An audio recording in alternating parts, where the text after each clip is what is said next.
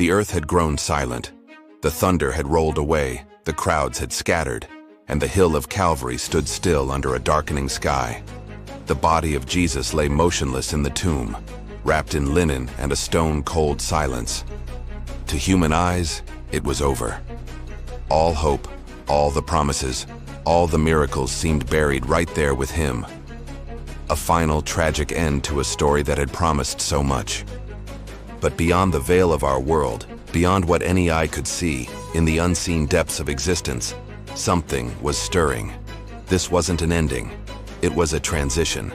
The greatest battle was just about to begin, not on a hill for all to see, but in a realm hidden from mortal sight. When Jesus breathed his last on the cross, and the great veil in the temple tore in two from top to bottom, it wasn't just a physical death. His spirit, now fully alive and unconstrained by the flesh, crossed a threshold that no living person could ever cross. The scriptures tell us that he descended. He went down into the place of the dead. In Greek, it's called Hades. In Hebrew, Sheol. It was a shadowed, silent realm where the souls of all who had died went to wait. Imagine this place. It wasn't just a void. It was divided. There were the righteous, souls like Abraham, Moses, David, and all the prophets who had lived and died in faith, trusting in a promise they had not yet seen fulfilled. They waited in a place of peace, often called Abraham's bosom, longing for the day of their redemption. On the other side were the wicked, waiting in torment and despair, separated by a great chasm. For thousands of years, this was the order of things. Death held dominion. It was the great equalizer, the final enemy.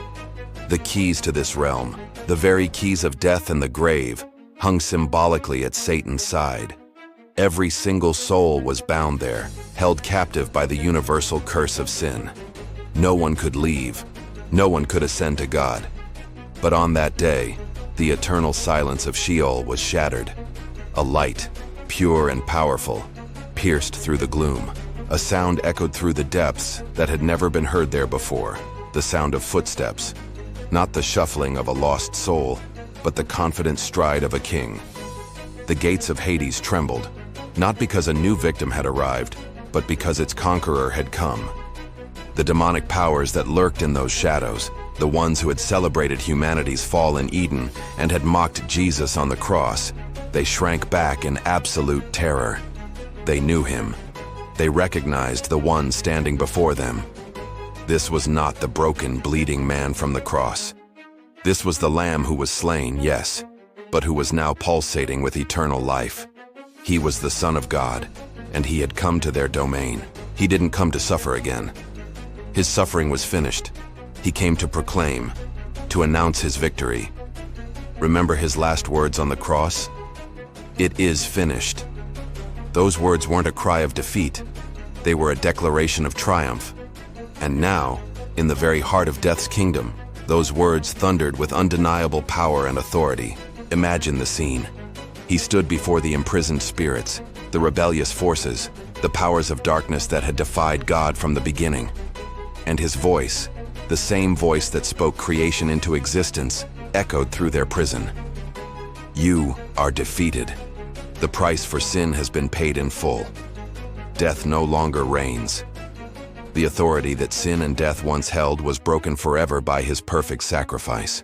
But he didn't just come to confront the darkness. He came for his own. He came for the righteous dead, the saints of old who had been waiting for centuries.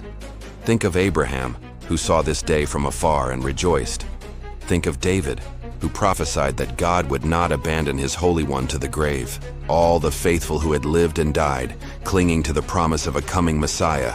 Their time had finally come. Their redemption was now complete. As Christ proclaimed his triumph, the chains that held the righteous fell away. The Apostle Peter tells us that Jesus went and preached to the spirits in prison. This wasn't a second chance for salvation for the wicked, but a proclamation of victory to all, both the demonic and the human spirits held there. For the faithful, it was the sound of liberation. The gates of paradise, the very presence of God that had been closed since the fall of man, were now thrown wide open. This is the moment the Apostle Paul speaks of. He quotes the Old Testament saying, "When he ascended on high, he led captivity captive." Who was captivity? It was the righteous souls, held captive by death. Jesus entered the prison, broke down the doors, and led them all out in a triumphal procession. He didn't just escape death, he plundered it. He took back what was stolen. He led the captives free, and in that moment, he seized the keys. The keys of death and Hades, which once symbolized Satan's power, were now firmly in the hand of the King of Kings. The realm of the dead no longer belonged to darkness. Its gates were now, and forever, under the absolute authority of Jesus Christ. He is the one who now says, "I am the living one, I was dead, and behold, I am alive forever and ever, and I hold the keys of death and Hades." This cosmic victory, hidden from human eyes, is the reason for what happened next. When the third day dawned, and the women came to the tomb, the massive stone was rolled away. But the stone wasn't moved to let Jesus out. He was already gone. He was the resurrected Lord of the universe who could pass through stone and lock doors.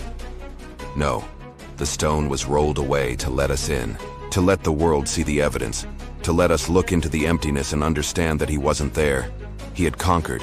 He had descended lower than any human could ever go, into the very pit of death.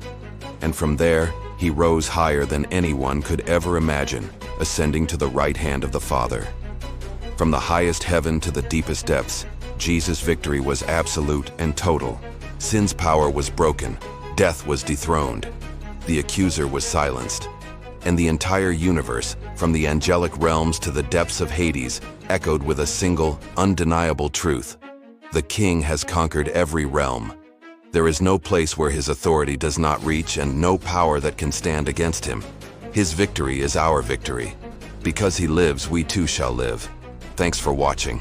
If this story of Christ's ultimate victory inspires you, please like, share, and subscribe for more content that explores the depths of faith.